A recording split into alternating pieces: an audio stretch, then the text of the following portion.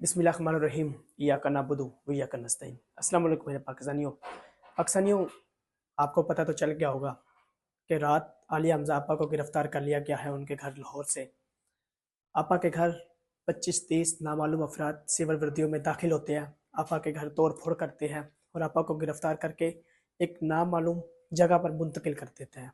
हम इस बात की मजम्मत करते हैं उनकी गिरफ्तारी की कि रात के पहरे में आकर औरतों को गिरफ्तार करके लेके जाते हैं, क्योंकि इनमें हिम्मत नहीं ना है अपने चेहरे दिखाने की।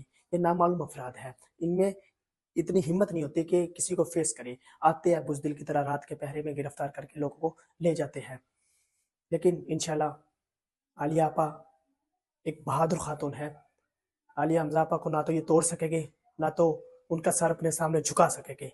आलिया आपा वो बहादुर खातून है जिसने पंजाब में इनको नथ डाली हुई थी, बल्कि पूरे पाकिस्तान में नथ डाली हुई थी। हर तरफ आलिया हमज़ा इनको इनके सामने डट कर खड़ी हो जाती थी, इन वक्त के फिरौनों और वक्त के यजीदों के सामने।